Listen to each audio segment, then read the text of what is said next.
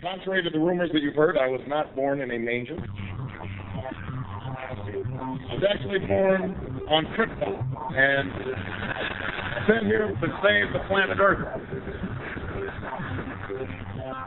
We cannot continue to rely only on our military in order to achieve the national security objectives that we set.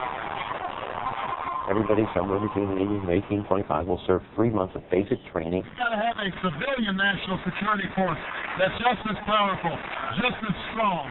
Yes, we can. Obama's government plan was include college and artificial medical service. Obama is a cruel hoax.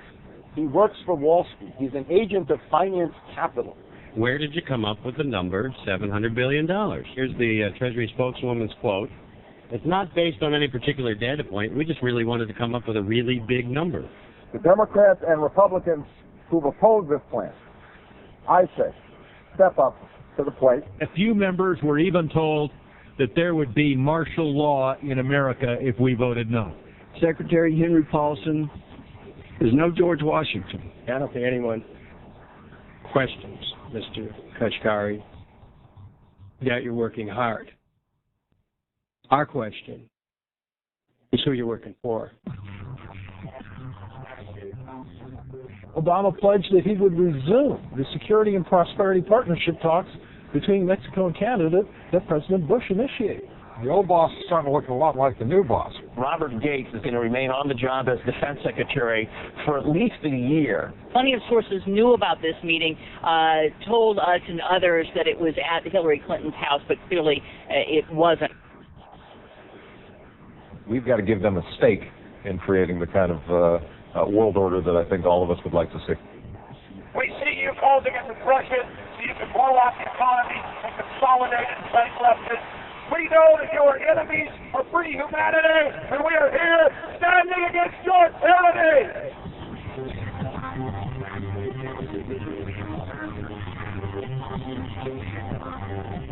The Obama deception. The truth strikes back.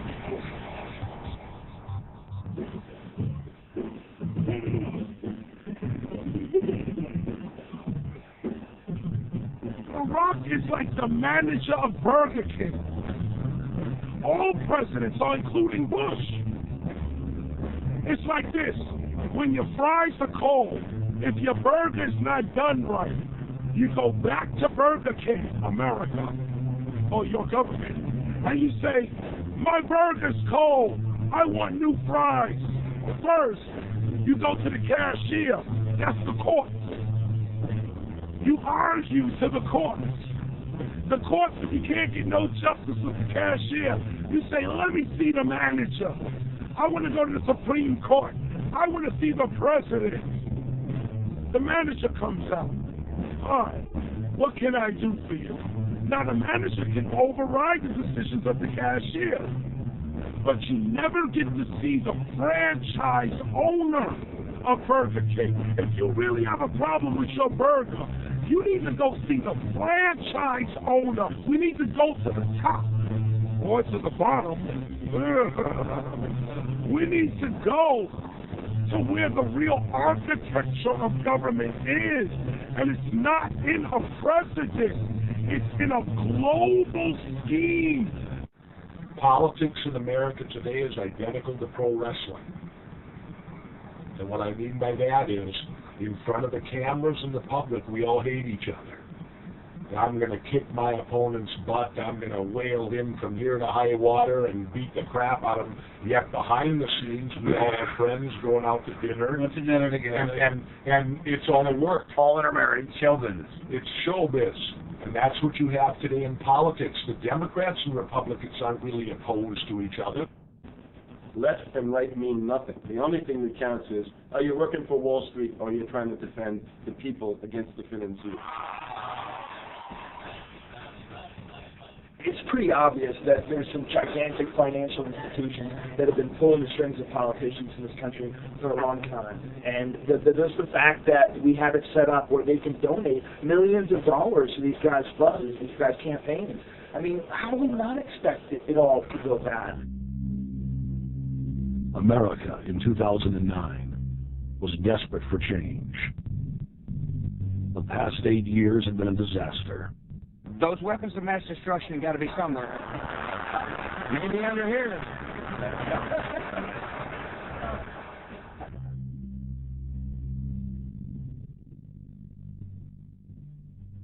George W. Bush, who had claimed to be a conservative, had tripled the size of the federal government, shredded the Constitution, and destroyed the image of the United States worldwide. Nope, no weapons over there. Endless wars, over 1 million dead Iraqis, and more than 5,000 dead U.S. troops. The Patriot Act, warrantless domestic wiretapping and spying, the end of posse comitatus, the rise of the treasonous North American Union, a deepening recession, sliding towards total economic collapse. These factors and other abuses had the American people in a state of panic for their future and the very existence of the United States. The elite were in trouble. The people were beginning to see through their facade, past their front man, and to the ruined elite behind the throne. For the first time in U.S. history, both parties were universally hated. Congress had a 9% approval rating. The globalist agenda had stalled. And then, onto the scene came a man who promised change. Change we could all believe in. Barack H. Obama promised to end the war and bring our troops home fast. He pledged to uphold the Constitution and to stop the federal government from spying on the American people. Candidate Obama told American workers that he was going to get them out of NAFTA and GATT, and he's already breaking those promises.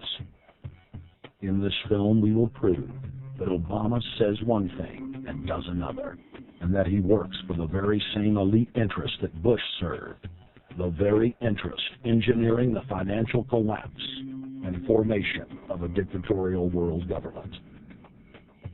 This film is not about left or right. It is nonpartisan.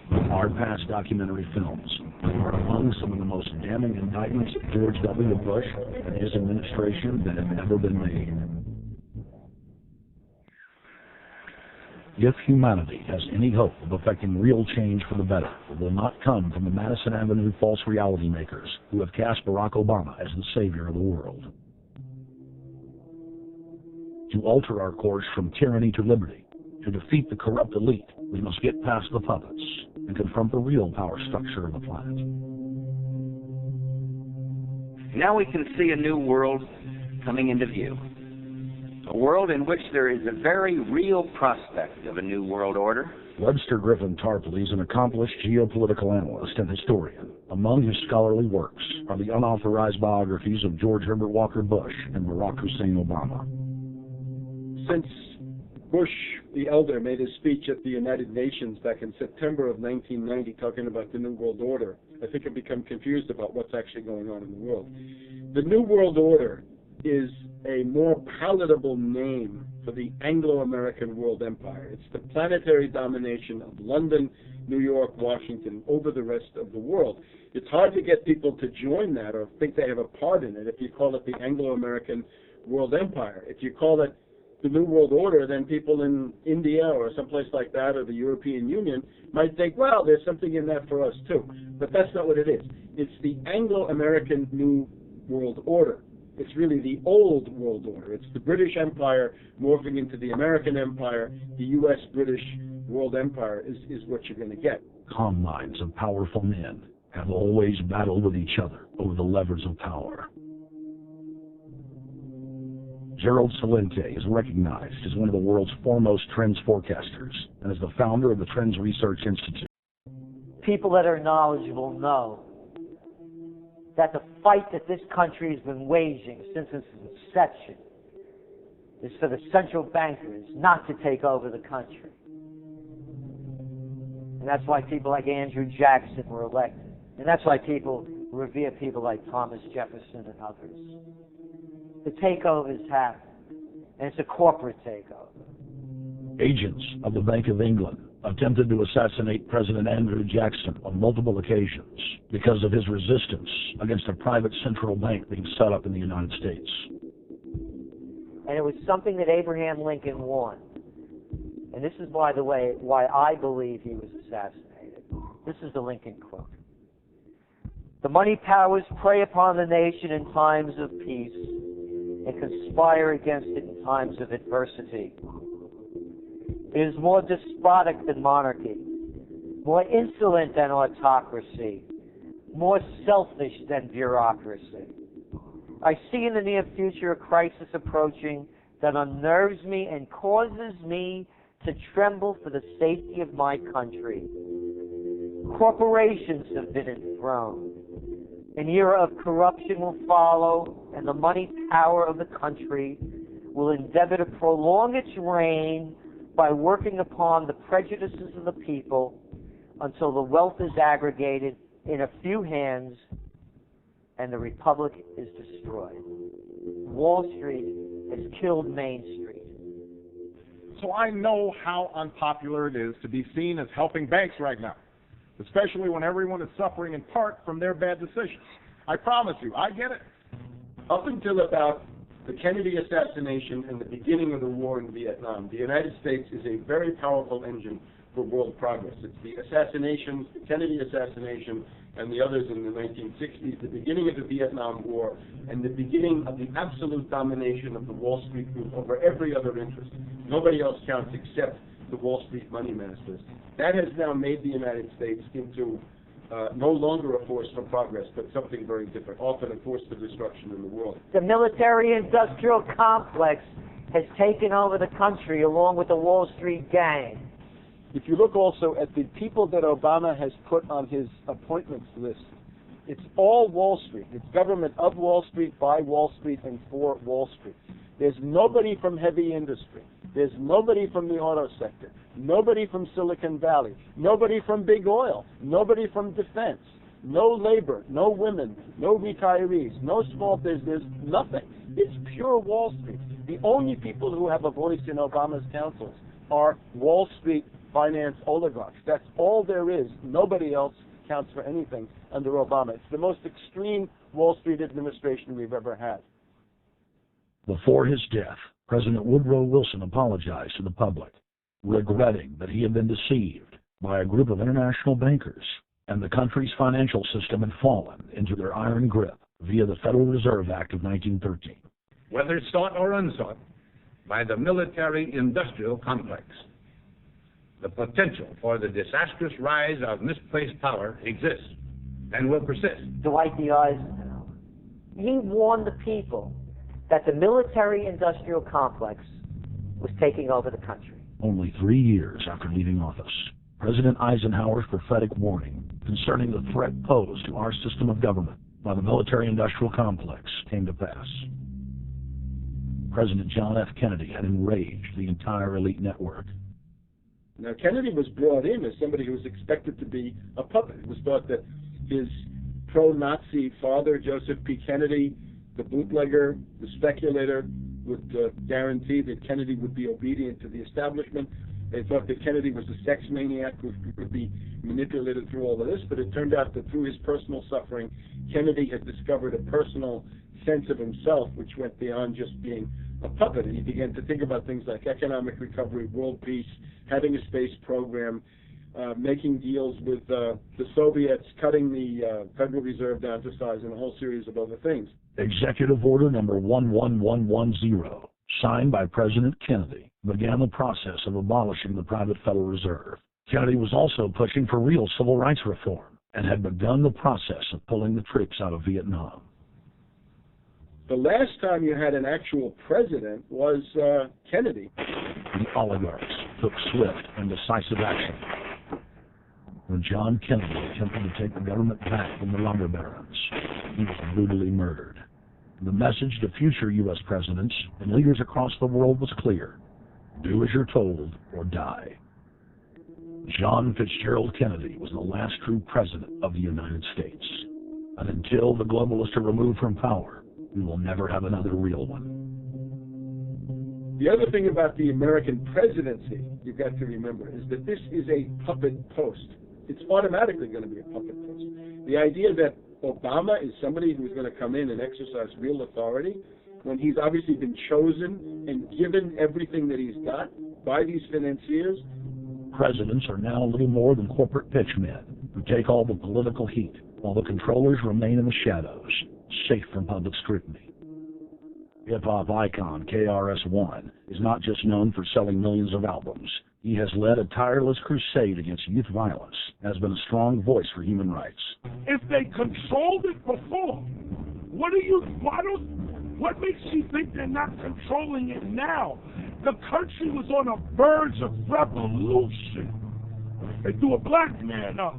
Now we like this.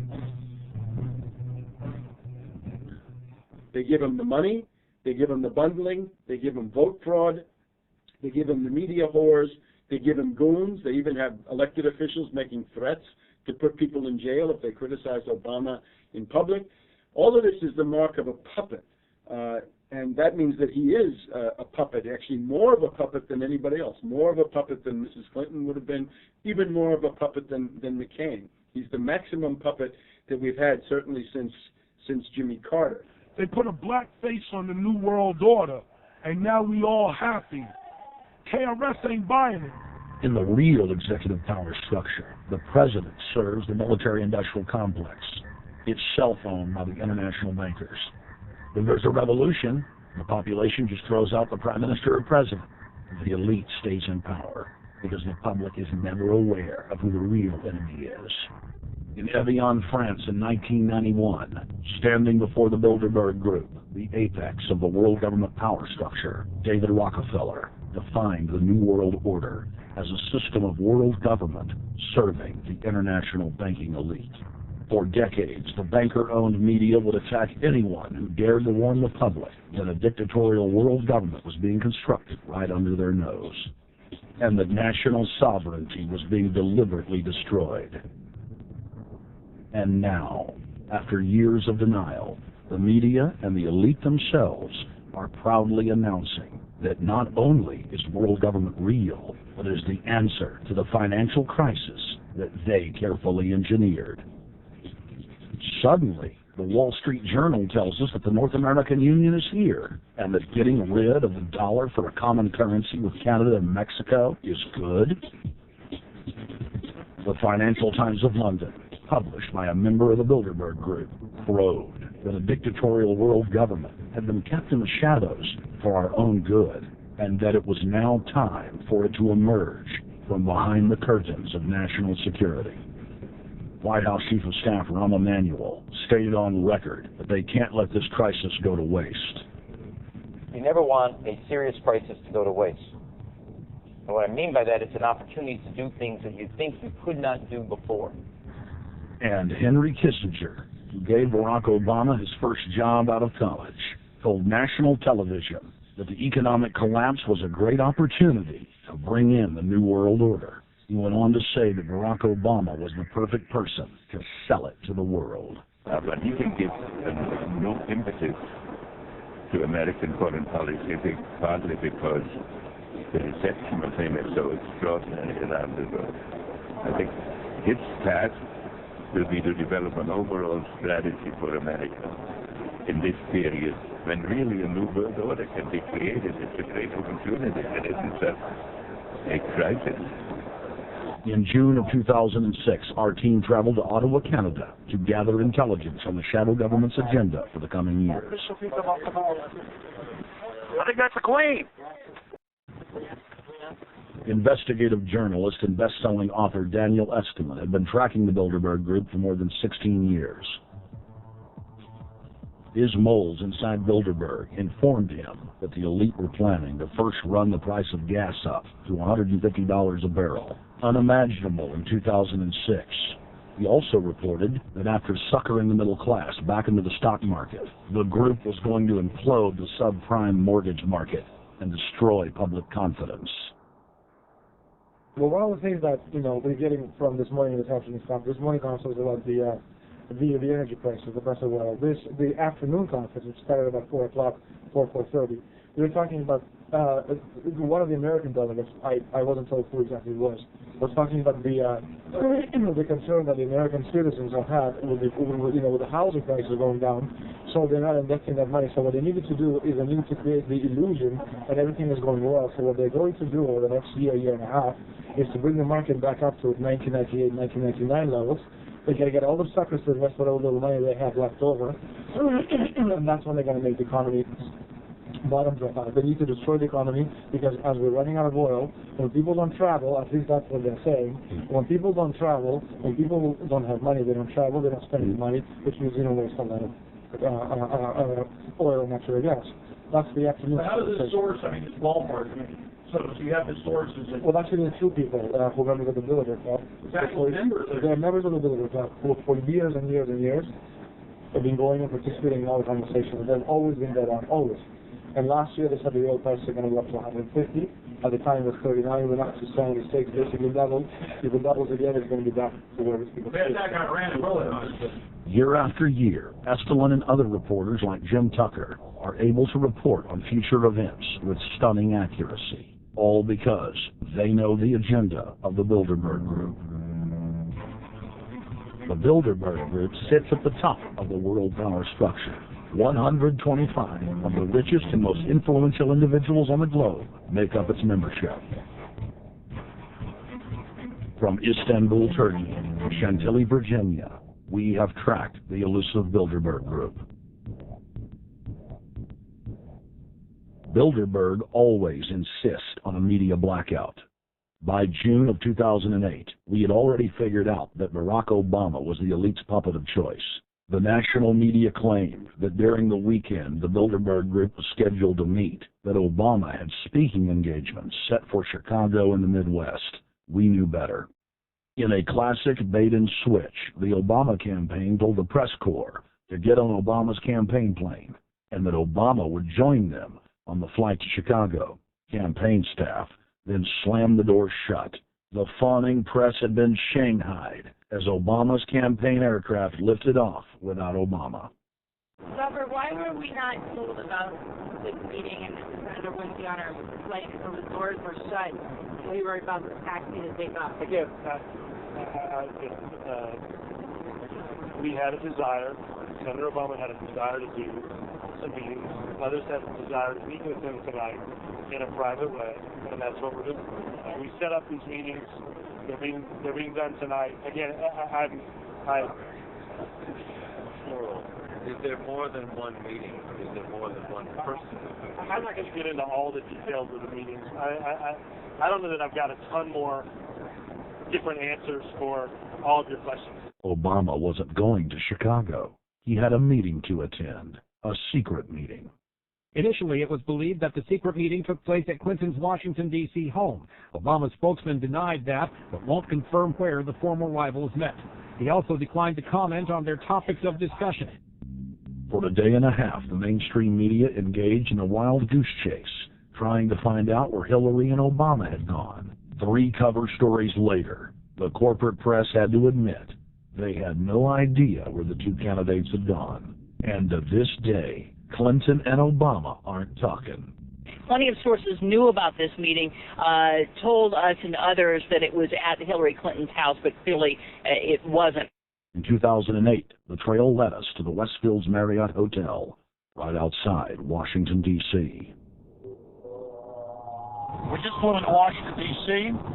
We're driving to Westfield's Marriott. Tomorrow, the hotel's closed throughout the weekend and the weekend, the Bilderberg Group meeting. We're going to check in the night before. They're going to kick us out tomorrow. So we're going directly into the belly of the beast. The hotel will be filled with at least 5 spy agencies. CIA, Defense Intelligence, Mossad, European Union Security. We checked into the Westfield's Marriott 48 hours before hotel guests were scheduled to be thrown out ahead of the annual meeting. The building was nestled in the heart of the military-industrial complex, with the National Reconnaissance Office and Raytheon just a stone's throw away.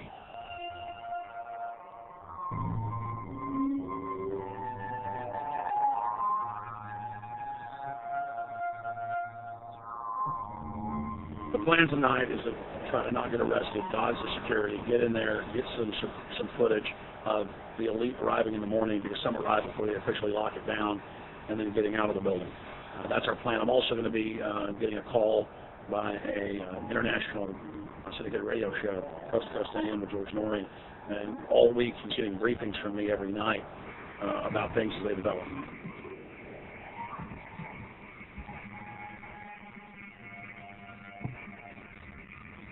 George, we're sitting here in the room. As the phone rings, when your producer, Tom Danheiser, to put me on, the fire alarm goes off. So everybody is exiting the building. I know this is a setup. They timed it exactly when this happened. Open the door. I want to hear the fire alarm. Open the door. I want people to hear this live to the 16 million people listening.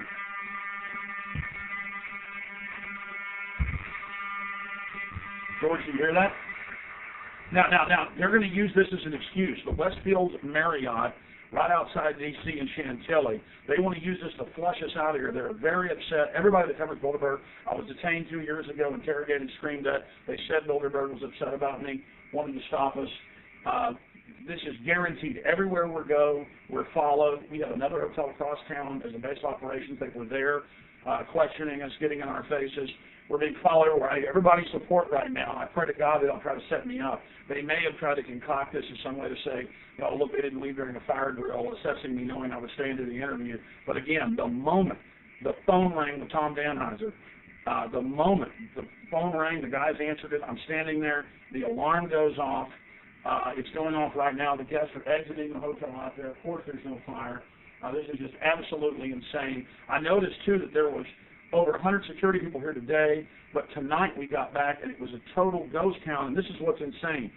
We have a security guy walk up to us 30 minutes ago, about 25 minutes ago, before this happened, and said, what are you guys doing? We said, we're just walking around checking out the artwork in the hotel, which we actually were admiring, but we were also going around and getting some footage. And they said, well, no cameras allowed. We said, fine. And then he said, yeah, we had somebody do a fire alarm a few weeks ago, and me and Rob, my camera guy, were on, why is he telling us about a fire alarm? I forgot that part, George. These bastards have done this. I don't know how. They're planning to try to set us up or something, but this is incredible. We are here in the middle of this right now, George.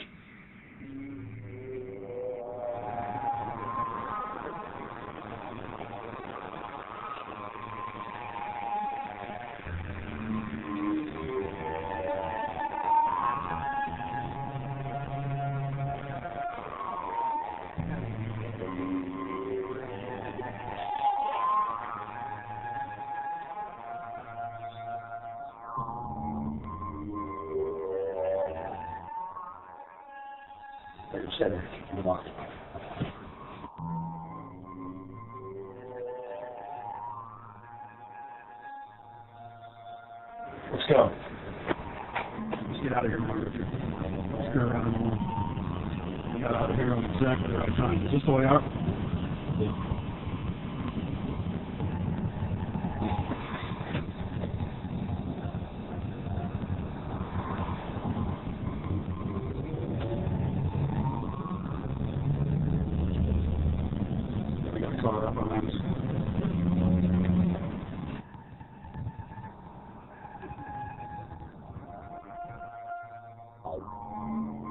Made about, 5 turns, 6 turns, the same car's following us.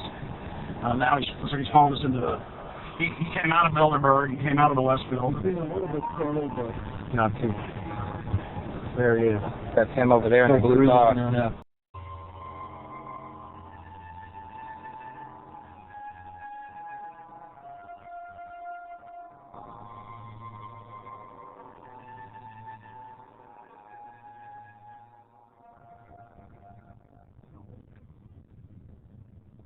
We're headed back to the Marriott here in Chantilly, Virginia, the scene of Bilderberg in 2008. We were successfully infiltrated the last day and a half inside, got out with some great stuff. We've been tailed, and now we're going back to cover the dignitaries, the elitists, as they arrive. And right now it's the prime time for them to start arriving for the next 3 or 4 hours. We took about a 30-minute break. I'm sure we missed a few, but it doesn't matter. We've got scores of people that just organically are listeners, info warriors that are out here taking minutes.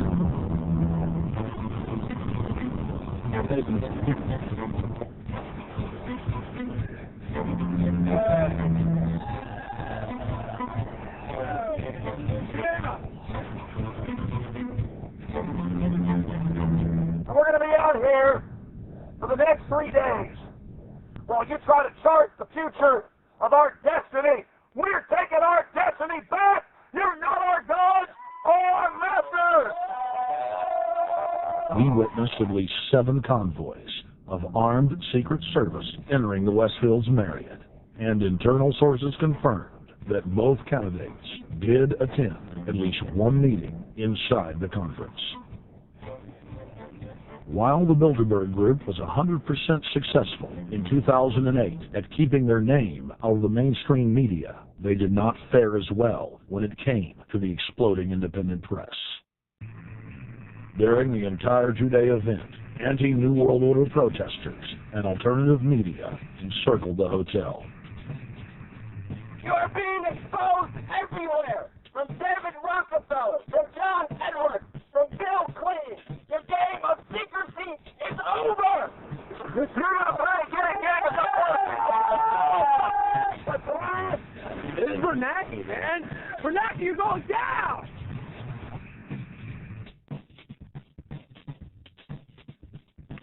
Obama, we know you're here, Obama.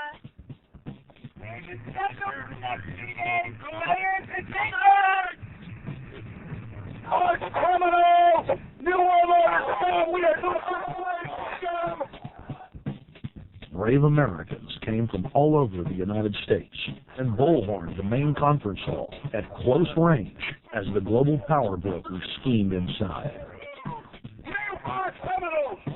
You control the central bank, you control the currency. You're turning our beautiful country and world into a nightmare. The global elite are desperate to keep their organizational meetings a secret. They are keenly aware that if the population discovers that policy is being developed covertly by powerful special interests, the people will revolt. It is our duty to expose these criminals. It's a criminal act under federal law for our federal officials to have private meetings to discuss world policy with non-federal workers. So everybody from the State Department, Treasury Department, White House, Defense Department, and others who show up, as they always do, they're committing a criminal act simply by being here to attend a secret meeting with officials from other countries to discuss U.S. policy in the world. So literally it's a criminal act. And every newspaper, every broadcaster has a patriotic duty to expose these scum and the evil they project. The election primaries served as a great diversion, while the true future course of the nation was being set behind closed doors. You've got, obviously, the Bilderberger Group, founded by the former Nazi Prince Bernhard of Holland. You've got the Trilateral Commission, founded by David Rockefeller's Zbigniew Brzezinski. They're the ones who ran the Carter administration. Everybody in the Carter administration, from Carter and Mondale and Volcker and Brzezinski, were all members of the Trilateral Commission. Founding member of rap sensation Public Enemy, Professor Griff, gave us his view of the Obama phenomenon. Barack Obama's been given a pass by the Blue Bloods. He's been given the okay by certain secret societies for them to let him in. I truly believe imperialism and fascism needs a facelift. And that facelift is going to have to be black. And the reason why I believe that is simply because I think they're trying to go into Africa. Well, they're already in Africa. But they want to totally control all the natural minerals that they're going to need to carry themselves into the 21st, 22nd, and 23rd centuries. You follow me? So I think they have to go through a phase of galvanizing the masses of dark-skinned people that truly believe that change needs to come, but the change that they're talking about is not necessarily change for the better as far as the masses of the people. It's probably a better change for them. It's not going to change for us, the little man on the totem pole. And no one looks at the agenda. As long as he positions themselves right, have the right tie on, have the right smile, repeats the slogans over and over and drives it home, the average American is just going to swallow it hook, line, and sinker. And we don't even know what the agenda is. Writing in his 1964 book, With No Apologies, Senator Barry Goldwater said, The Trilateral Commission is intended to be the vehicle for multinational consolidation of the commercial and banking interest by seizing control of the political government of the United States. The Trilateral Commission represents a skillful, coordinated effort to seize control and consolidate the four centers of power: political, monetary, intellectual, and ecclesiastical. What the Trilateral Commission intends is to create a worldwide economic power superior to the political governments of the nation-states involved. As managers and creators of the system, they will rule the future. Bilderberg issues executive decisions and prime directives to its subdirectorates for implementation. The Trilateral Commission takes the Bilderberg Group agenda and executes it through regional roundtable groups throughout Europe, Asia, and the Americas. The Council on Foreign Relations serves as the managing roundtable group in the United States sector. The Council on Foreign Relations has dominated every administration since the days of FDR. The way in which they make policy and rule is that they are a polycentric oligarchical system. You have to be a finance oligarch. Remember, this is not a society ruled by generals, not by priests, not by bureaucrats, not by demagogues, none of those, but by bankers. Bankers rule, and the bankers set up these institutions. They set up things modeled on the Royal Institute for International Affairs, Chatham House, and the Milner Roundtable of the period right after the Boer War, so even before World War I. You had the British setting up these roundtables, institutes with publications and conferences, and this is how they make policy. Upon Obama's inauguration, members of the Bilderberg Group, Trilateral Commission, and CFR flooded into every position of power in the executive branch, replacing Trilateral Commission and CFR members who previously filled the positions during the Bush administration. When you look at the U.S. ruling class, you'd have to say that they're a really pathetic bunch of failures and bunglers. They are a miserable excuse for a ruling class. And that's one of the big problems we have, is you go from Clinton to Bush to Obama. What stays the same is the ruling elite that gives these puppets the orders that they act on. And these orders are wrong-headed, let's say, to say the least. They're basically bankrupt. They're going to lead to the collapse of this civilization. What they're doing is using the existence of the United States as a formerly powerful nation-state to act out their Wall Street fantasies of world domination and maintaining their capital structures and maintaining their system of looting. And this can't be done. So the basic question is, they've hijacked our country, and you've got to take it back from them. You've got to drive Wall Street out of the government, and at that point, you'd have a reasonable chance of getting back to prosperity and some kind of peace and order in international affairs. We had a chance to speak with economist and author George Humphrey. They have created a power elite. We're not talking about the millionaire down the street. You can't even be a member of their club unless you're a multi-billionaire. And friends, this is not about rich versus poor. This is about a very, very small handful of the worst criminal element on this planet, manipulating and destroying the good people of this nation and of this world. About this Obama change. Look at the people he's put to mastermind the economic recovery. Larry Summers. I love it. Every time they talk about Larry Summers, he's always brilliant. He's another brilliant one. He's the one that helped dismantle the Glass-Steagall Act, the banking act that was put in place in the 1930s, so the banks couldn't become the banksters that they become. In the 1990s, you had the beginning of the derivatives bubble, thanks to people like Alan Greenspan, Rubin, Summers, a lot of the people who are now back in the Obama administration. And the derivatives, I think, are the centerpiece of this entire problem today. These are the same people, Geithner from the Treasury Department. Can you imagine that?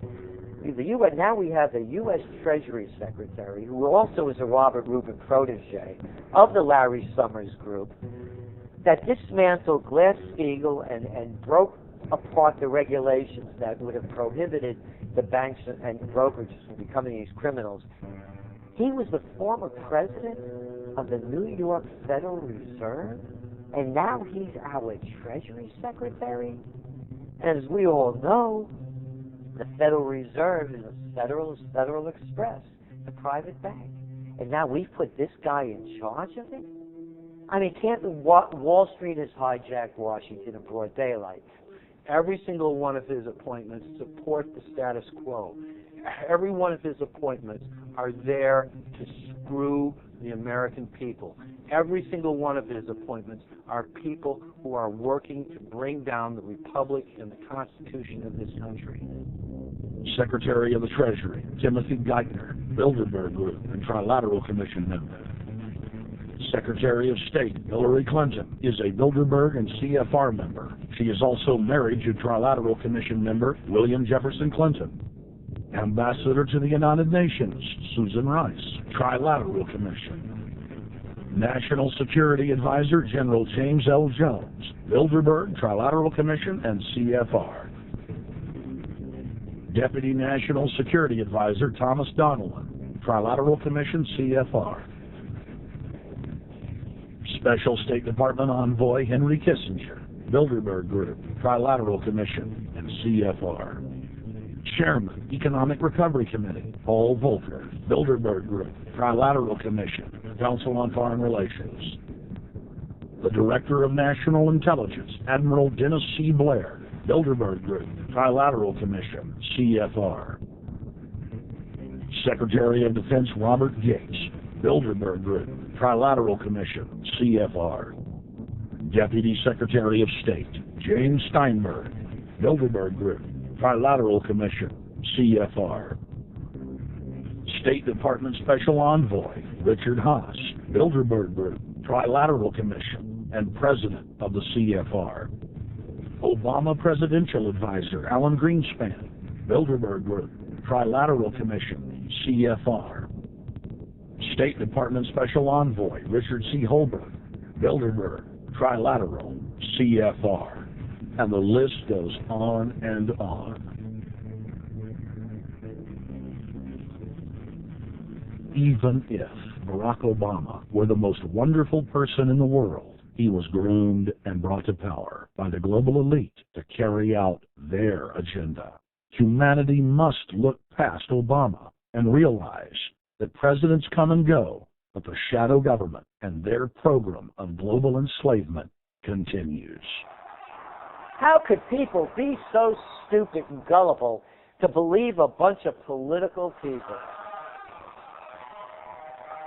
So people who voted for Obama were trying to express, I think, first of all, something worthwhile. The hatred for Bush, Cheney, the neocons, the desire to punish the Republicans for their adventures, their police state, and their economic depression. The second question was on the economy. People felt that Bush was selling them down the river into a world depression. He is, of course, the new Herbert Hoover in that regard, so they were trying to get something different from that. The tragedy, of course, is, and this is really why Obama was groomed and prepared over a period of almost 30 years now, that Obama is there to frustrate and to deceive all of those hopes. Obama is a cruel hoax. He's a bogus sham. He's an absolute denial of everything that you'd expect from an American president. It is very disturbing to see well-meaning people falling for high-tech propaganda over and over again. It happened after 9/11. The American people en masse were swept into a mob psychology, irrationally throwing their common sense to the wind and doing whatever the administration told them to. The general public eventually caught on to the fact that George W. Bush was a deceitful thug and that the economy was in free fall. In the midst of it all, Barack Obama was there, speaking out against the abuse of the people at the hands of the establishment. With the election of Barack Obama, the world rejoiced that the United States was no longer in the hands of madmen. But unfortunately for humanity, this was another vicious fraud. I want to like the guy. He speaks gently. He's intelligent. He seems to be a man of peace. He is just as charismatic as they come. But you know what? Is that a tree is really, really measured by the quality of its fruit. And when you kind of put away all the flowery words, when you put away all the rhetoric, when you put away all the rock and roll music, What he does is what's important for the people of this country, starting with the truth. Obama is notoriously a liar. He promised that he would get out of Iraq, I think within 16 months at some point. We had Samantha Power telling the Scotsman that he wouldn't be bound by those promises, and sure enough, he's now not going to be bound by those promises. Obama pledged in hundreds of speeches and interviews that within 6 months of being elected, he was going to bring our troops home from Iraq. But after he was inaugurated, the story changed. Now he said that they would look at bringing some of the troops home in 16 months. 2 weeks later, his story had changed again. Now the administration would look at bringing the troops home in 23 months. Well, Obama's already fudging. Yeah, fudged since day one of this election, where he first said we're getting out. Well, now it's a timetable, and now it's because they're getting to him. They're understanding that, and he ain't going to be able to get them out because people more powerful than him got us in.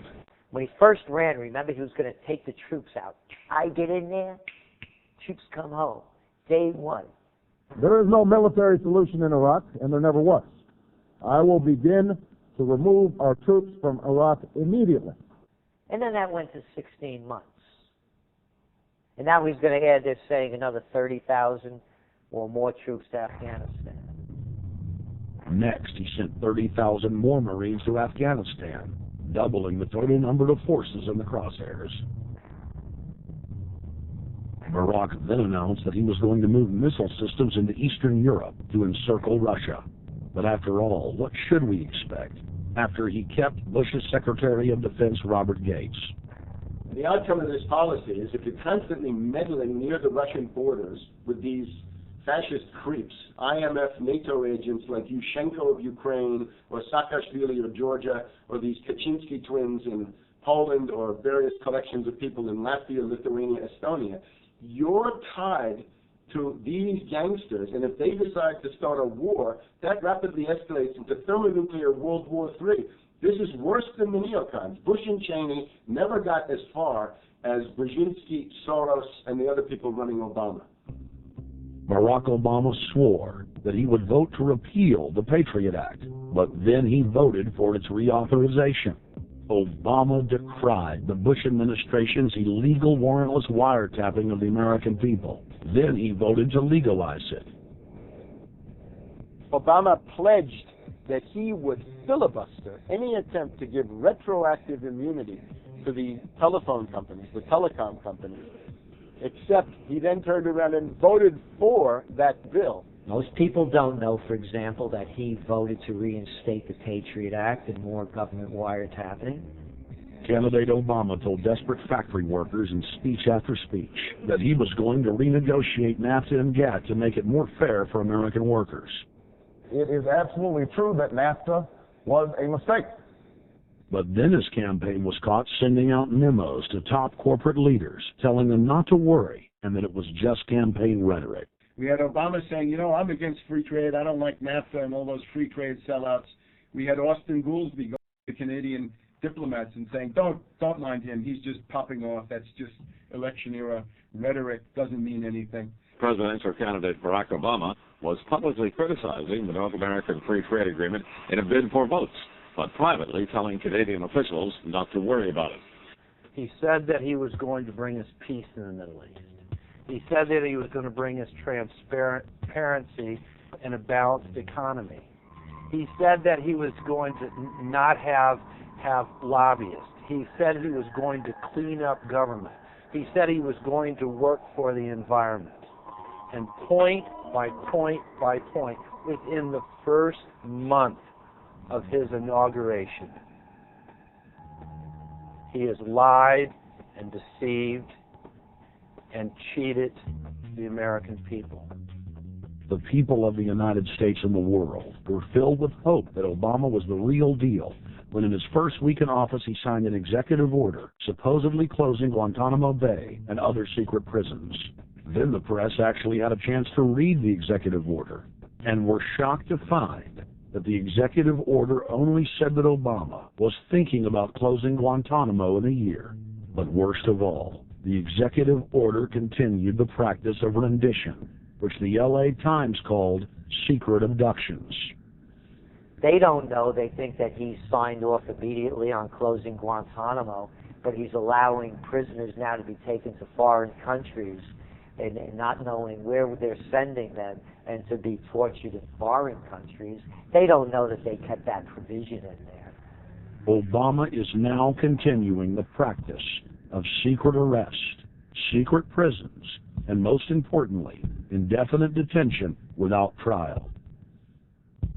When a British High Court said that it was preparing to release secret British and U.S. torture orders that prove that the Bush administration was ordering personnel to systematically abuse detainees, Barack Obama threatened to cut off all U.S. intelligence ties to England. To add insult to injury, he stated that the program was important to national security, not only endorsing Bush's crimes, but continuing them. Obama voted for a reinstatement of the Patriot Act. And by his early deeds already, again, as we saw with the issues of retention, he's willing to send people that have been charged with nothing to be tortured to so-called get the truth out of them.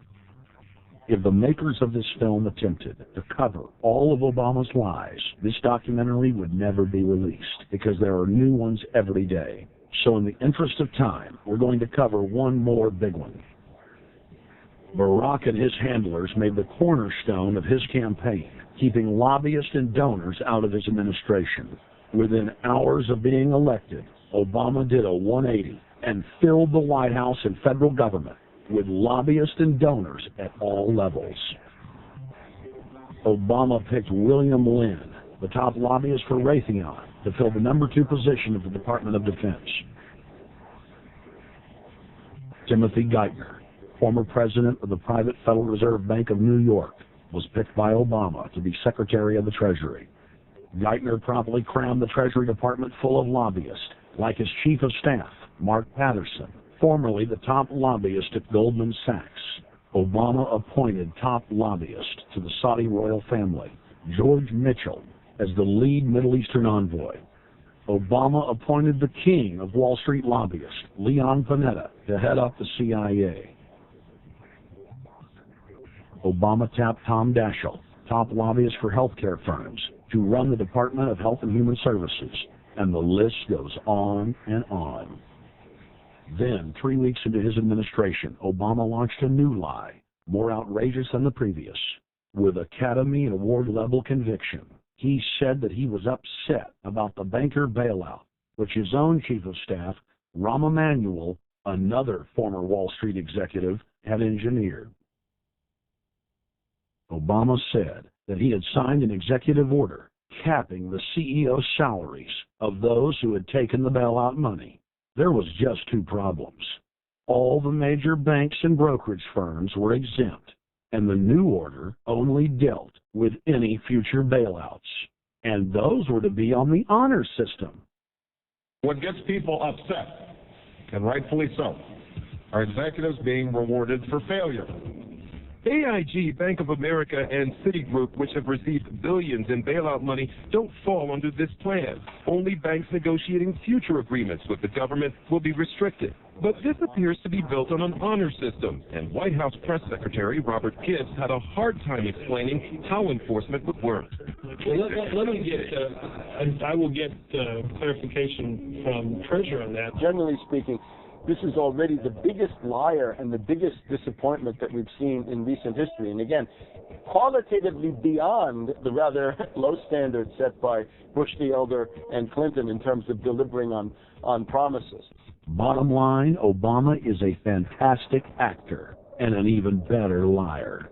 His track record is clear. He has done the opposite of everything he told the people he would do. They'll make up one lie after another. And if you believe these people, knock yourself out. I don't believe a word they say.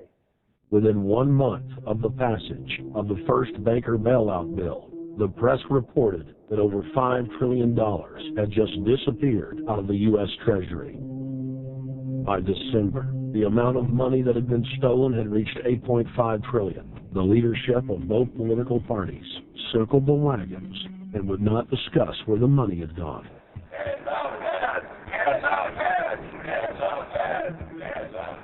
informed Americans protested the private Federal Reserve System at all 38 of their regional governorship offices.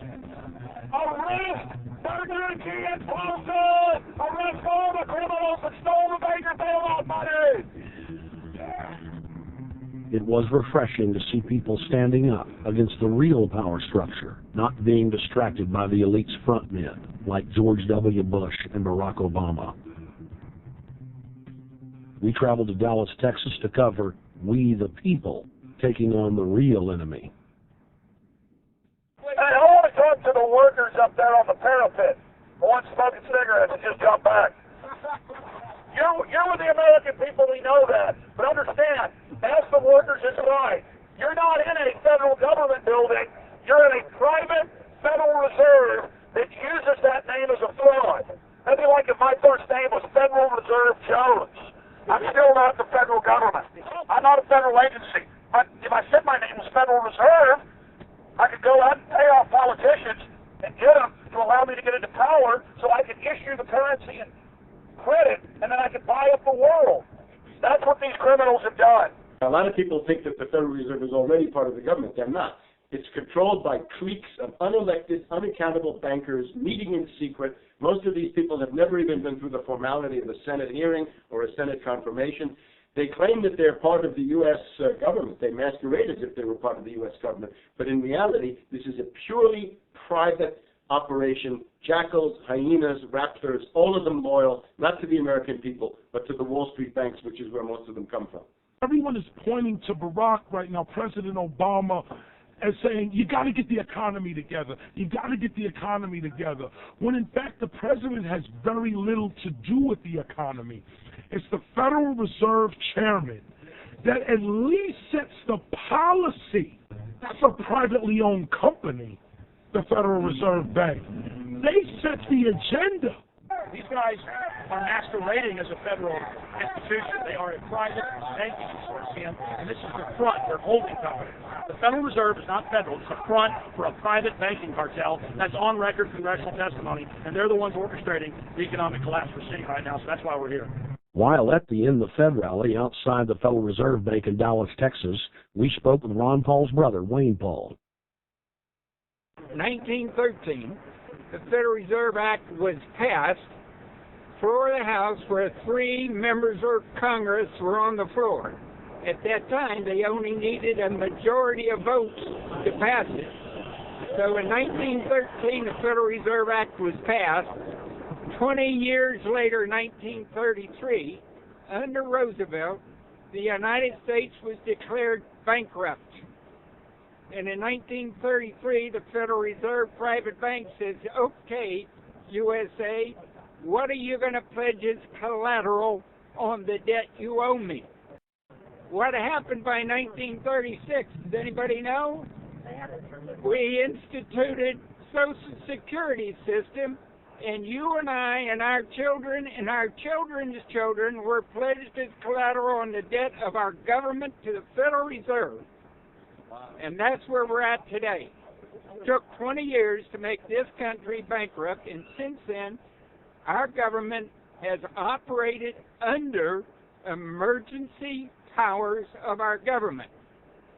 It is not the president that makes the decision in this country. It's the Secretary of Treasury who turns around and is put in there by the Federal Reserve to manage the bankruptcy. We've been in bankruptcy ever since. So to print $700 billion and to give it away, how do they get away with it?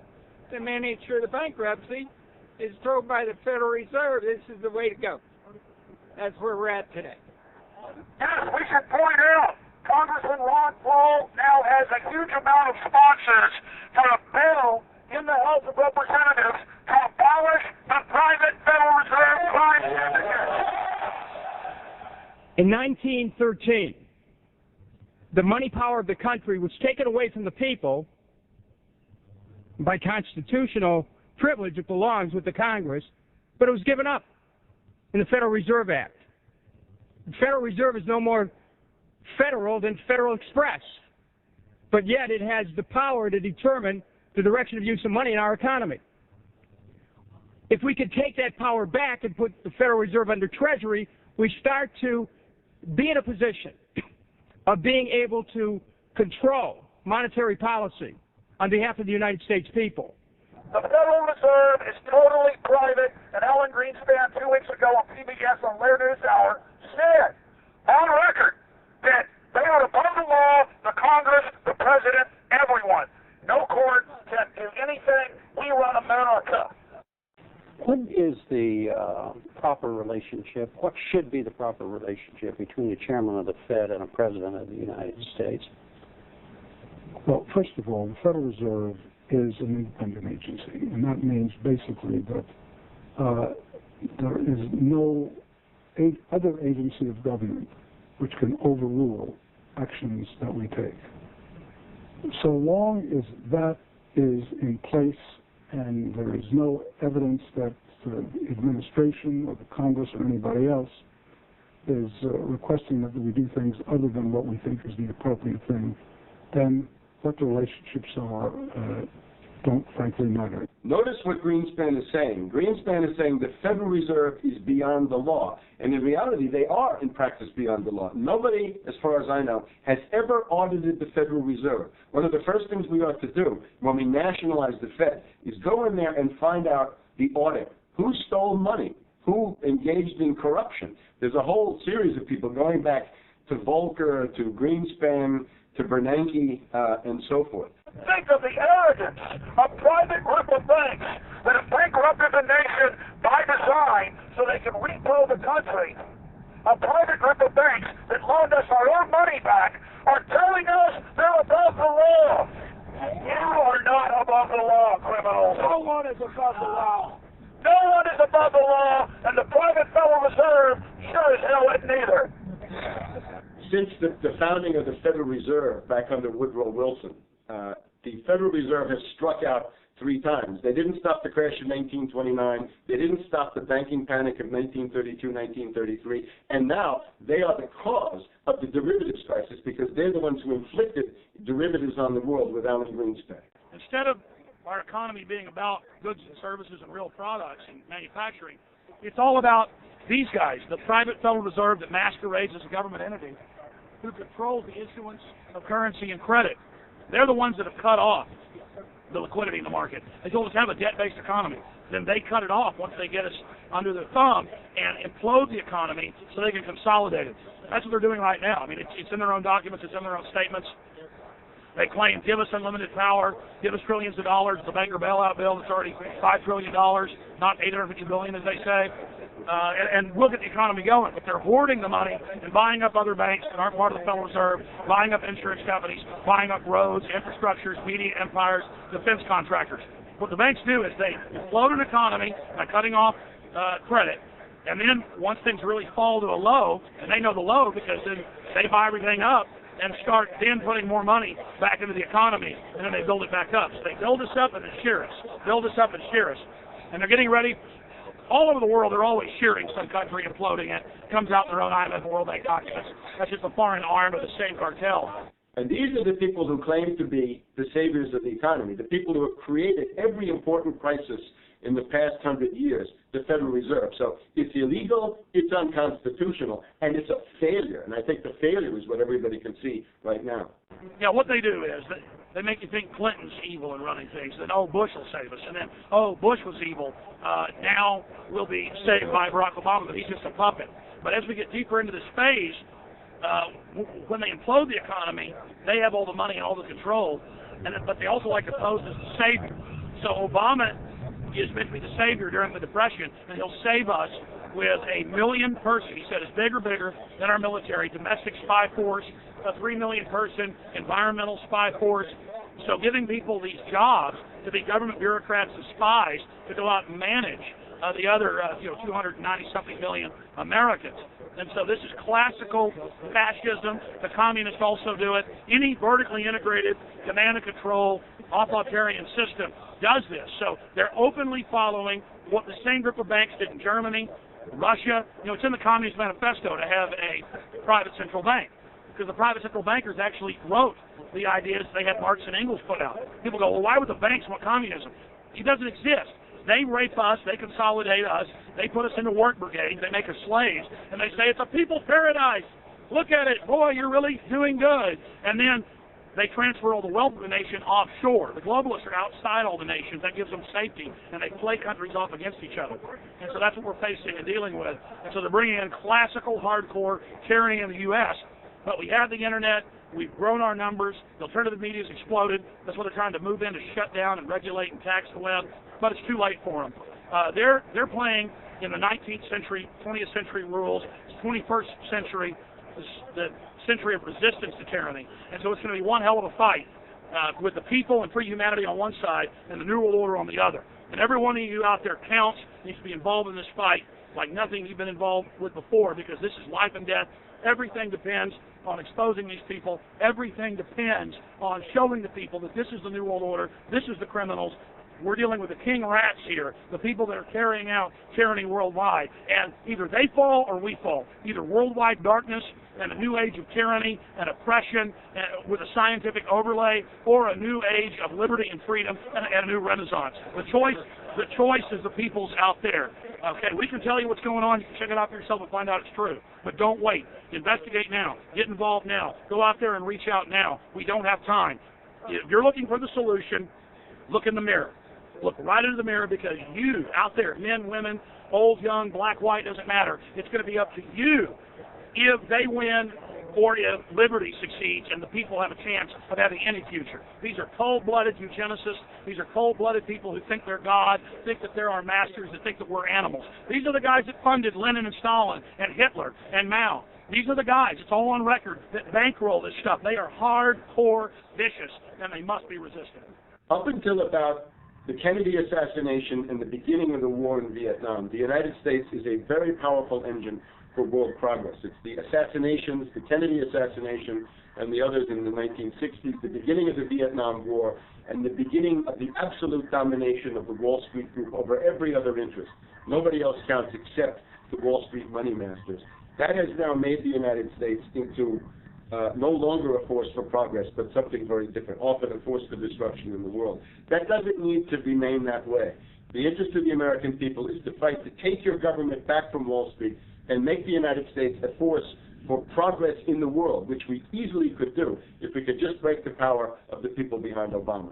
The main banks of Europe, which were started by Adam Weishaupt and Rothschild, the Banque Nationale de Paris, the Bank of England, the Bank of Italy, have all financed the messianic and war leaders of the last 200 years.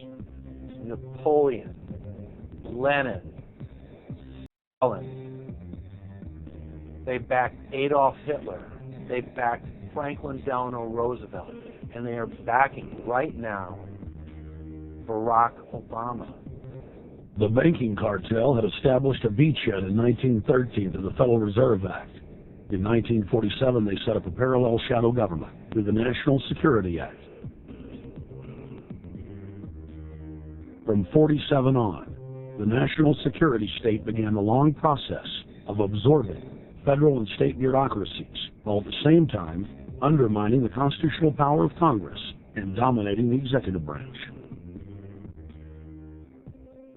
By controlling the issuance of currency and credit, the private Federal Reserve was able to buy up most of the Fortune 500. And if a company wouldn't sell, the bankers would unleash federal regulators to run them out of business. Private central banks in Europe, the United States, and England took taxpayer money and loaned it at over 30% interest to third world nations. The bankers would then bribe the leaders of those countries not to pay back the loans. Their third world puppets would sign agreements stating that when the country defaulted, the banks would be given all the natural resources and infrastructure of the once sovereign lands. But worst of all, the countries would pledge future taxes paid by the people in perpetuity as profit to the private banks. By the year 2000, there were few nations that had not fallen to the designs of the money power. The globalists were now ready to start their final phase of world government takeover, the destruction of the Western nations' economies. To carry out their final takeover, They first removed banking regulations, like the Glass-Steagall Act in the late 1990s. This allowed their front companies to issue unlimited credit to the world and to set up colossal Ponzi schemes, the likes of which the world had never seen. The scams were advertised by the controlled corporate media as completely legitimate. Because of the fantastic returns, private investors, corporations, state and local governments invested heavily. They had taken the bait, hook, line, and sinker. To destroy confidence, in late 2007, the bankers themselves began to badmouth the scams they had created. Next, the central bankers cut off the tsunami of fiat money that they had been using to pump up the bubble. When Congress and the public refused to write the finance oligarchs a blank check, the bankers began to engage in financial terrorism. They said that the world would go into another Great Depression unless their demands were met, further destroying confidence. The stock market instantly had its biggest one-day loss in history, but even that wasn't enough to force Congress to capitulate to the offshore banks. Senator Inhofe of Oklahoma and Congressman Brad Sherman of California, amongst others, told the world that the entire Congress had been threatened with martial law by the White House and the Treasury Department if they didn't pass the so-called banker bailout bill. The only way they can pass this bill is by creating and sustaining a panic atmosphere. That atmosphere is not justified. Many of us were told in private conversations that if we voted against this bill on Monday, that the sky would fall, the market would drop 2,000 or 3,000 points the first day, another couple thousand the second day, and a few members were even told that there would be martial law in America if we voted no. That's what I call fear-mongering. Unjustified. The final version of the bill was kept secret from the Congress until minutes before the vote on October 3, 2008. The Federal Reserve had promised total transparency, that every dime would be accounted for. The Democrats and Republicans who've opposed this plan, I say, step up to the plate. Let's do what's right for the country at this time, because the time to act is now, to prevent the possibility of a crisis turning into a catastrophe.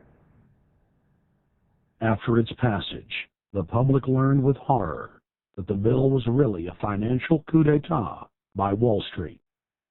The bill didn't just give $700 billion to the banks. It was a blank check. And as of February 2009, $9.7 trillion has disappeared into a black hole. Within 24 hours of its passage, Secretary of Treasury Henry Paulson said they were no longer going to use the money to unfreeze the mortgage market by buying bad debt. We went to Congress. Illiquid assets look like the way to go. As the situation worsened, the facts changed. I will never apologize for changing an approach or strategy when the facts change. Paulson has, in the meantime, admitted that the subprime mortgage crisis is not the cause, really, of the breakdown of the entire world banking system and the bankruptcy of most of the banks in London and in Wall Street. He said, oh, we're going to buy up toxic assets, but we're not going to worry about subprime mortgages. What he's talking about is derivatives. Derivatives are the center of the crisis. He went on to say that where the money was going was a secret. I believe that banking institutions are more dangerous to our liberties than standing armies. If the American people ever allow private banks to control the issuance of their currency, first by inflation, then by deflation, the banks and corporations that will grow up around the banks will deprive the people of all property until their children wake up homeless on the continent their fathers conquered. The issuing power should be taken from the banks and restored to the people, to whom it properly belongs. Thomas Jefferson, 3rd President of the United States. Secretary Paulson came in with the Vice President and Fed Chairman Bernanke and made all these assurances that there was absolutely a critical, immediate need to get rid of the corrosive derivative products, all the different names for this and ubiquitous, sub-S, retraded, credit default swap, blah, blah, blah, blah, okay? But they talked about them as though they knew what the hell they were. You got the money, and you immediately said, what items, what auction? Now, the Treasury just basically cut that out of the bill. And what we have here is a situation where banks are hoarding the money that they're getting from the TARP. They're using the money to purchase other banks. And all of a sudden, the Treasury sent a signal to the banks, forget about it. We're going to give you the money that you want, and you do what you want with it. Unless you direct it specifically, it's not going to happen. I don't think anyone questions, Mr. Kashkari, that you're working hard. Our question is who you're working for. Throughout its passage, President Bush and Senator Obama worked in tandem to get Congress to pass the bill without even having time to read it, despite the fact that in major polls, 98% of the American people were against the bill. The leadership in both parties were for it. And I really want to commend Barack Obama, because as we were involved in the this and that and different provisions of the bill to persuade people, he really gave them confidence that this was the right decision for the American people, even though it wasn't, in our view, a great bill for them to vote on. I want to take a particular moment to also thank an individual who's not here, and that is Barack Obama, who made numerous calls not only to all of us, but to members of our caucus, and helped us gather the votes on the Democratic side to pass this legislation. Bankheads then bragged to the press that they were hoarding the bailout money and using it to buy up smaller, healthy banks and insurance companies. Their plan was working like a charm. Next, the central bankers loaned the federal government back $787 billion of our own money at interest for President Obama's so-called stimulus package. And just like the banker bailout, Congress was given less than an hour to read the 1,070-page-plus stimulus bill. Barack Obama, who had pledged on the campaign trail to wait 5 days before a bill could be voted on so that the Congress and the people could have a chance to read it, said that the stimulus was too important and it had to be passed before anybody could see it or read it, or the crisis would turn into a catastrophe. Doing little or nothing at all will result in even greater deficits, even greater job loss, even greater loss of income, and even greater loss of confidence. Those are deficits that could turn a crisis into a catastrophe, and I refuse to let that happen. After its Friday passage, in gangster fashion, President Barack Obama took a 4-day vacation and said that there was no rush to sign it. The spending bill was really a takeover bill, designed to further federalize the states and to pay off rich donors that had donated to both parties. As the world slid deeper into depression, the bankers celebrated the fire sale that they had created. I believe the phrase burdens of the office is overstated. Yes, Kelly. Why did the burdens? Why did the financial collapse have to happen on my watch? It's just pathetic, isn't it? Self-pity.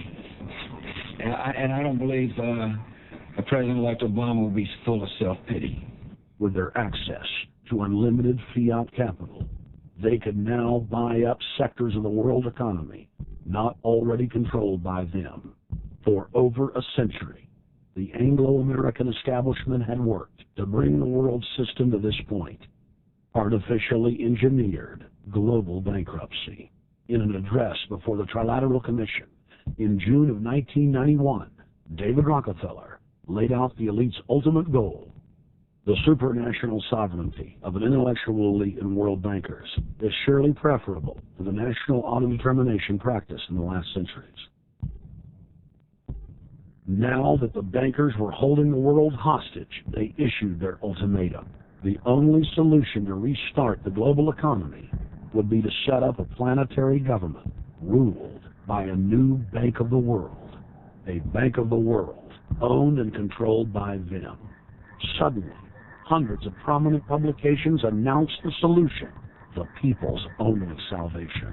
Time magazine, in an article titled "The New World Order," said that the new super bank would control the world's currencies and set interest rates, and that the new bank would, quote, knock the heads of bad countries like the United States. At a meeting of central bank heads and finance ministers dubbed Bretton Woods II, the plan for world government was unveiled by the very bankers that had engineered the collapse. Formerly sovereign countries would now pay their taxes directly to the banking cartel. Hundreds of new carbon taxes, controlling every facet of human activity, would only be the beginning. Now all the elite had to do was to sell the public on accepting the final phase of their takeover. And it's Obama's job to sucker the public into standing down so the bankers' agenda can move forward unhindered. Never before in U.S. history has the media gotten behind a president like they are behind Obama. The press has pulled out all the stops, bestowing a crown of infallibility upon Obama as the savior of the people. The elite are betting everything they've got on Obama's charisma and hoping that he can sell the world on their program of tyranny. Yes, there have been differences between America and Europe. No doubt there will be differences in the future. But the burdens of global citizenship continue to bind us together. A change of leadership in Washington will not lift this burden. In this new century, Americans and Europeans alike will be required to do more, not less. Partnership and cooperation among nations is not a choice. It is the only way. We've got to give them a stake in creating the kind of world order that I think all of us would like to see. In truth, Obama is not simply continuing George W. Bush's policies. He is radically expanding them. I thank President Bush for his service to our nation. This film has documented the painful fact that Barack Obama's agenda is the complete opposite of what he has claimed it to be. Now we will reveal what Barack Obama and his controllers' true agenda is. Number one, bring the United States under the complete regulatory control of a private offshore superbank known as the Bank of the World. More than 100 new taxes are now being developed under the umbrella of curbing greenhouse gases. The new taxes will be paid directly to the private bank consortium. At the producer level, taxes will be paid on farm animals' flatulence. At the consumer level, there will be carbon taxes on all forms of meat, beef, poultry, pork, and fish. All cars will be fitted with satellite tracking boxes that will tax driving by the mile. And an added tax will be placed on all fossil fuels, including motor oil and natural gas. All plastic products will have a carbon tax added. Outdoor space heaters and fireplaces are to be taxed. All electricity produced by coal-powered plants will be taxed. Under the cap-and-trade system, citizens will be forced to pay taxes on thousands of products to private cap-and-trade services owned by Al Gore and other elitists. There will be taxes on light bulbs, water, trash pickup, air travel, train travel, bus, ship, medicine, steel production, mining, clothing, laundry, asphalt are just a few of the new taxes to be levied. But to truly transform our economy, to protect our security and save our planet from the ravages of climate change, we need to ultimately make clean, renewable energy the profitable kind of energy. So I ask this Congress to send me legislation that places a market-based cap on carbon pollution and drives the production of more renewable energy in America. That's what we need. The notion of anthropogenic global warming is a fraud. In other words, the idea that the planet is getting warmer and the human activity is somehow responsible is a pseudo-scientific fraud. It's a big lie. It's a monstrosity. Remember the Nazis, they had race science, race hygiene. They said Aryan blood is different from any other kind of blood. This was, of course, idiocy, a fantastic piece of nonsense. Today, we got something similar. Global warming caused by human activity, and the answer to that is carbon tax plus cap and trade, according to the wishes of Al Gore, Prince Charles, and basically the entire world banking community, the world oligarchy.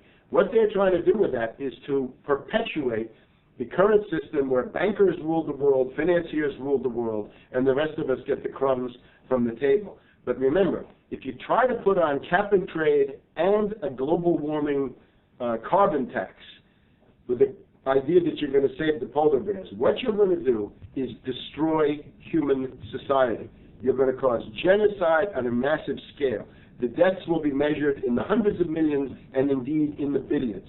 Just the idea of global warming means that there'll be no development for Africa, no development for the poorer parts of Southeast Asia, and no world economic recovery of any kind ever in our entire lifetime. So it's important to expose and fight the pseudoscientific fraud of global warming. One more point about this. You don't need a climatologist to know that this stuff is a fraud. I'm a historian. I can tell you, in the last 1,000 years, we had a period of very warm temperatures called the medieval warm period, where all kinds of grapes and semi-tropical stuff was growing very far into the northern hemisphere. That was about 1100, 1200. It happened to correspond with an all-time maximum of sunspots. Right now, we can say that we're going into another maximum period where there'll be some warming, but we're well within the limits of the medieval warm period. About 1600 to 1650, there was an ice age in northern Europe. The North Sea was filled with ice. The German and Dutch ports and the English ports were filled with ice. That corresponds to an all-time minimum of sunspot activity, the Sperber minimum and the Maunder minimum. So this has largely got to do with solar activity. We can see that other planets, not just the Earth, are warming slightly as a result of increased solar activity. But we're well within the minimum. So what the oligarchs claim to be an open and shut scientific case is a piece of pseudo-scientific nonsense, and it should be rejected. Number 2, the social engineers are fully aware that the Obama craze will wear off quickly, so they are racing to put in place the most oppressive police-state control grid in human history. 20,000 battle-hardened regular Army troops are now being deployed to patrol the streets of the United States. FEMA is now building giant camps in every region of the country, and the Congress has introduced bills like the National Emergency Centers Act, H.R. 645, which merges local governments and the police under federal control. And as we all know that have watched these things, they're ready for the riots.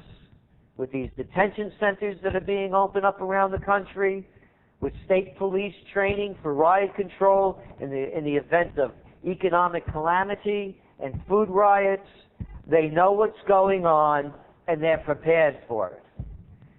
So people better also prepare for it themselves. Anyone that's not prepared for what's going to happen, they deserve what they get, because there's enough information out there pointing to the problems, and they should take all precautionary actions.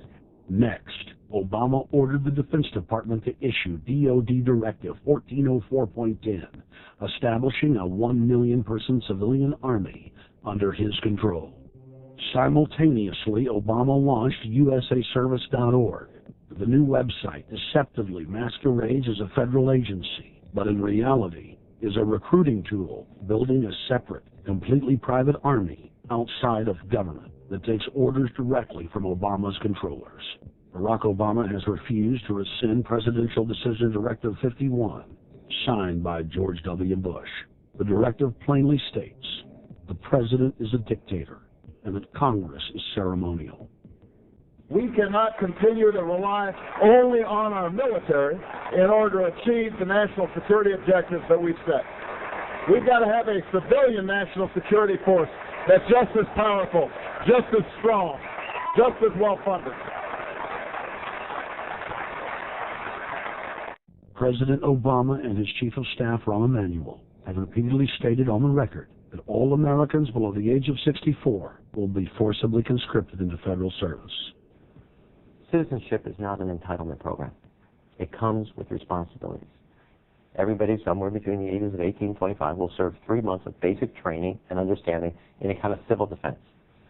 Now, it doesn't always have to be service in uniform. One of the things that if you talk to our generals, they are desperate for is a civilian counterpart to our military forces. So is this compulsory then? Well, you have to, in the sense it's required of everybody, 18 to 25, 3 months, and at some point at that point you do it. Obviously, I'm not going to say it's perfect legislation. We'll work that process through. You can do it during a college summer, or you can do it after high school. If you have a demagogue with a fanatical mass movement of personality cultists who is imposing the program of a group of extreme bankers and finance oligarchs, that's fascism. Obama's transition site, change.gov, proclaimed that middle school and high school students will be forced to serve the federal government. Fascism is gutter up, streets up, hooligans, thugs, fervently idealistic students, swarming adolescents, just the kind of thing you see around Obama. The way you get a population to enslave itself when the police and the army are no longer enough to do that. So I think that's if you're a left liberal, it's time to open your eyes to that. All young Americans between the ages of 18 and 24 will be conscripted into a paramilitary domestic security force. If Obama has his way, adults and seniors will also be forced into other forms of service for the betterment of the homeland. Number 3, disarming the American people. Obama operatives in the Congress have introduced more than 10 bills that would end the Second Amendment as we know it. H.R. 1022 would allow the new Attorney General Eric Holder the dictatorial power to ban any gun he wishes at will. In 2008, before the Supreme Court, in the D.C. gun ban case, District of Columbia versus Heller, Holder argued for the complete disarmament of the American people and that only the military should own firearms. H.R. 257 would ban all youth shooting sports, including YMCA and Youth Olympic shooting clubs.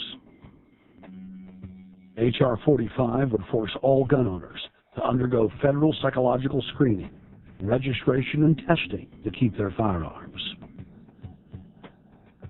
White House Chief of Staff Rahm Emanuel has proposed the extrajudicial banning of any American on the fraudulent no-fly list from owning any firearm. That is, if you are on the no-fly list because you are known as maybe a possible terrorist, you cannot buy a handgun in America. Over 25,000 Americans are added each month to the no-fly list, which numbers over 1 million people who have not been charged or convicted of any crime. It's a case of mistaken identity for a 5-year-old boy from Normandy Park. He had trouble boarding a plane because someone with his same name is wanted by the federal government. King 5's Mimi Jung is live at SeaTac Airport to explain. Mimi. Lori, it's hard to believe that a 5-year-old could be considered a threat, but that's exactly what happened here at SeaTac last week when Matthew Gardner showed up for a flight to LAX. And it's for him. As 5-year-olds go, Matthew Gardner is about as harmless as you can get. But when he and his mom checked in for their flight at SeaTac last week, Matthew was considered the criminal. If you're on that no-fly list, your access to the right to bear arms is canceled because you're not part of the American family. You don't deserve that right. There is no right for you if you're on that terrorist list. And even though this Matthew Gardner is only in kindergarten, TSA workers still conducted a full-blown search. They searched all of our belongings. They took everything apart piece by piece. Nadia Counter says it wasn't easy being treated as a possible threat to national security. I picked up my child to give him a hug and tell him, it's okay, we're doing fine. And they reported to me that I was not allowed to touch him. He was a security risk, and they had to re-search me to make sure that I had not obtained any materials from him. Number 4, massive restrictions on the First Amendment guarantee of free speech. The President, Congress, and the FCC have announced plans to not only curtail speech on talk radio and newspapers, but to also regulate speech on the Internet through the Orwellian named Fairness Doctrine. The Obama machine is also pressuring Congress to pass draconian hate speech laws that will eviscerate the First Amendment.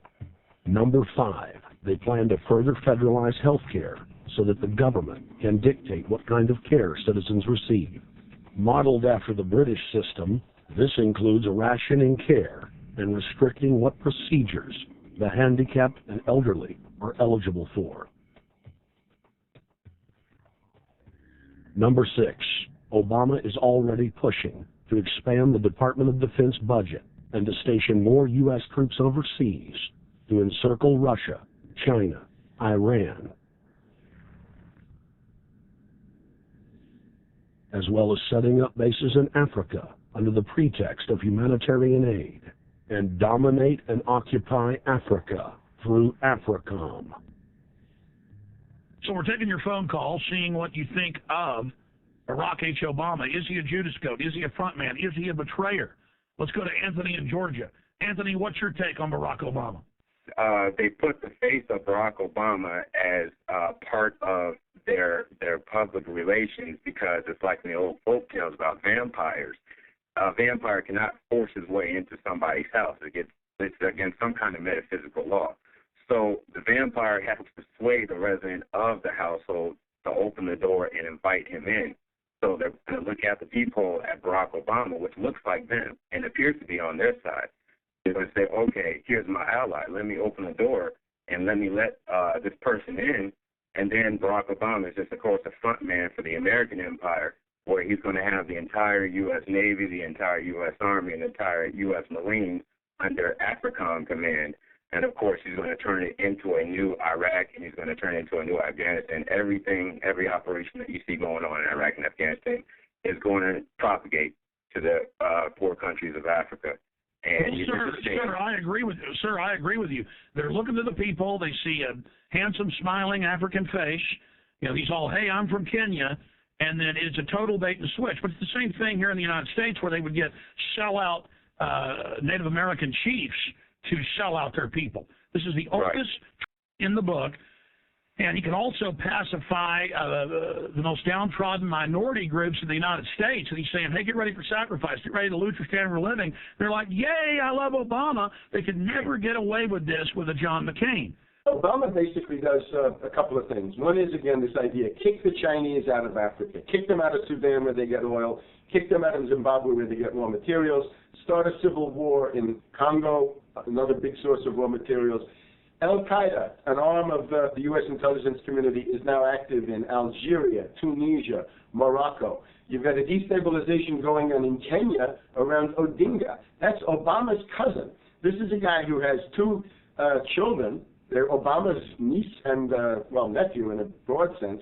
And one of them is named Raul, and the other one is named Winnie, after Winnie Mandela, who did the necklacing and political assassinations in South Africa. So this Odinga is essentially a CIA destabilizing operation in Kenya, and he's got a Odinga Islamic Alliance to crush the Christians in Kenya, but this also reaches into Ethiopia, it reaches into Uganda, Congo, Tanzania, and a whole bunch of other countries in that region. So all of Africa is a battlefield in flames between the U.S. and the Chinese, with Obama leading the charge to kick the Chinese out for geopolitical reasons. Number 7, radically expand federal control over family farms and ranches through the Animal ID and Premises ID system.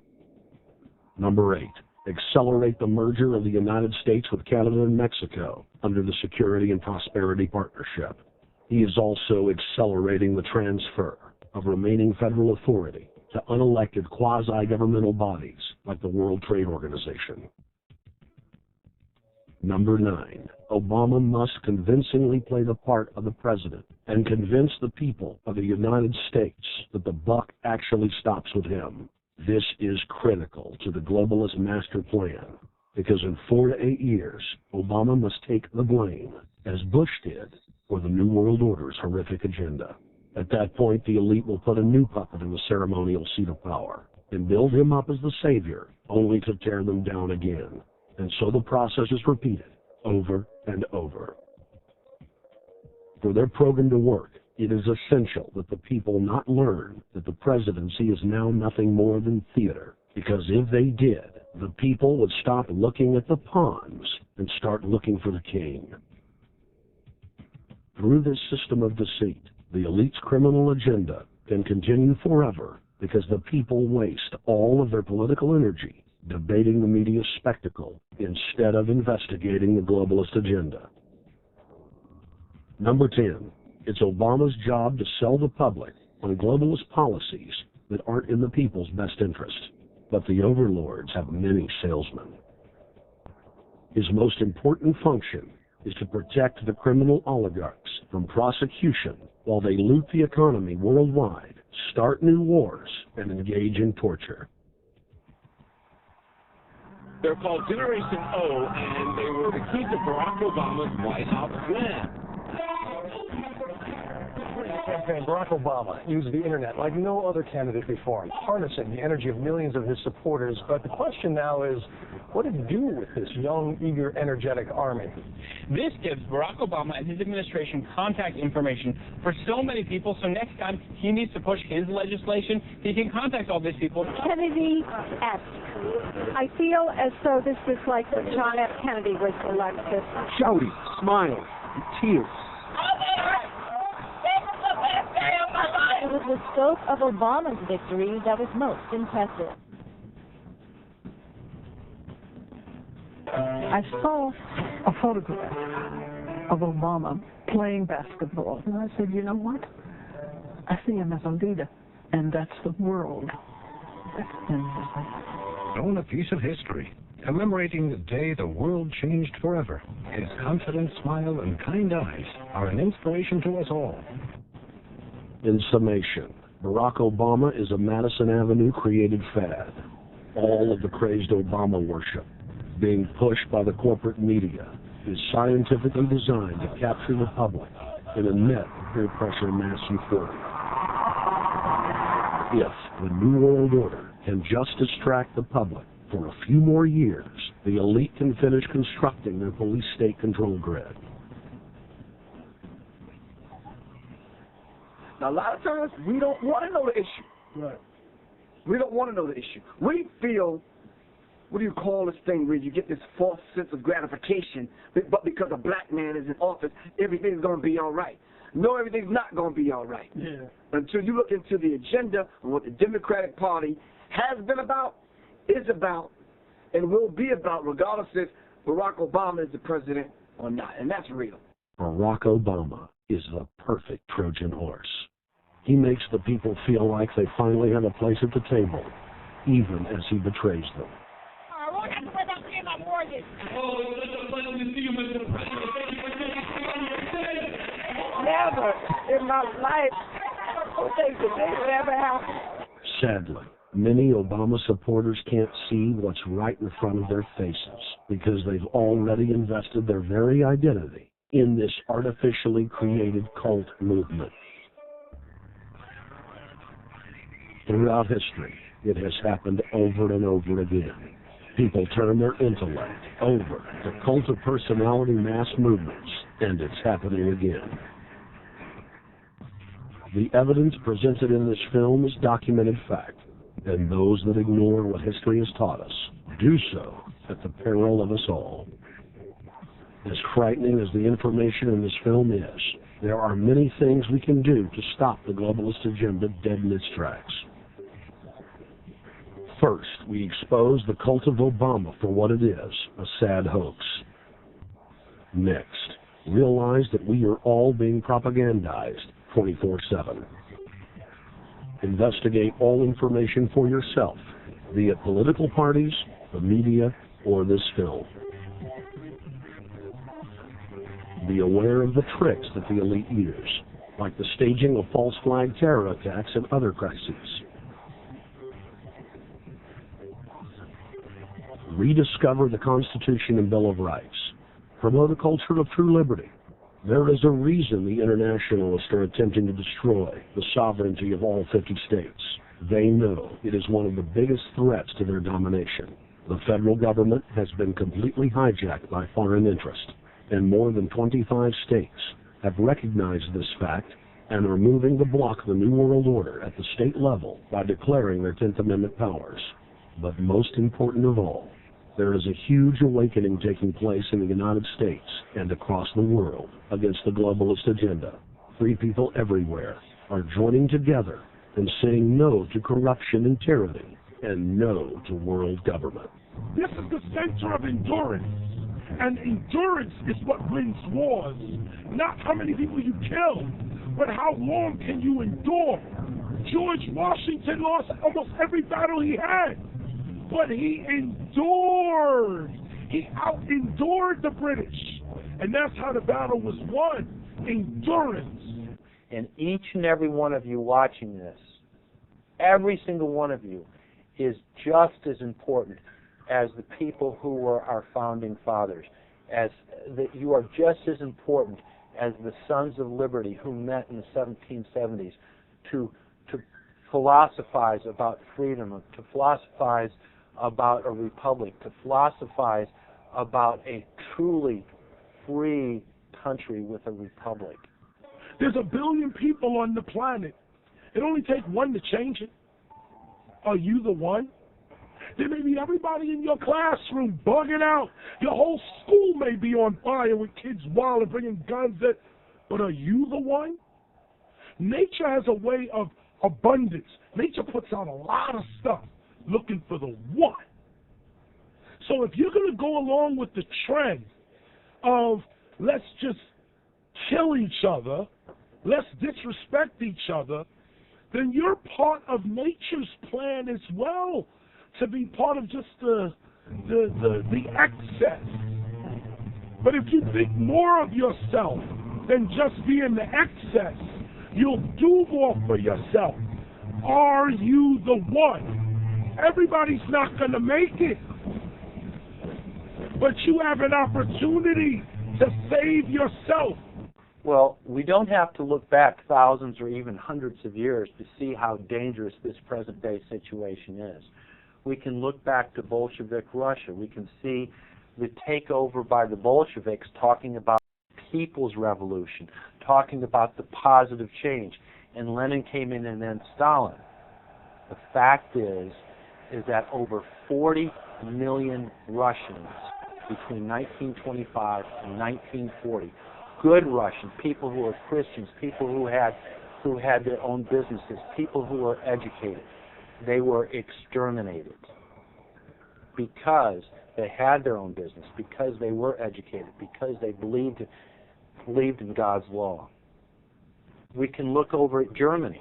Germany was in a very, very terrible economic situation, and this very charismatic leader called Adolf Hitler comes in.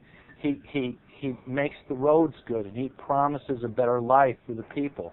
And within 10 years, you see a completely nationalized, centralized, dictatorial situation where millions and millions of people were exterminated. And then we can go to Maoist China. Mao came in, he promised change, he promised a better life, and within 5 years, 60 million Chinese were exterminated. They don't teach that. They don't teach that in the schools these days. And it wasn't that long ago. And I pray to God that this will not happen in the United States. And the way it won't happen is if you and your friends and all of us together take action to say no. This country is too precious. It's too wonderful. It's too good of a place to lay down as a victim. Greatness could arise once we break the shackles of a government that's holding us back. One thing America has more than any other country is an entrepreneurial spirit. One thing we have more than any other country is the ability to be innovators. You know, if I was born in Italy, I wouldn't be the trend forecaster I am today because I would have been locked into a culture of thinking one way. We have that freedom of expression and freedom of thought that could free us to create greatness again if Big Brother doesn't come down on us harder. Humankind is at a historic crossroads. The forces of globalism are marching towards absolute despotism. Look in the mirror, count the cost, and decide, are you going to let history repeat itself? Or will you stand tall with freedom lovers everywhere and stop the completion of a world dictatorship.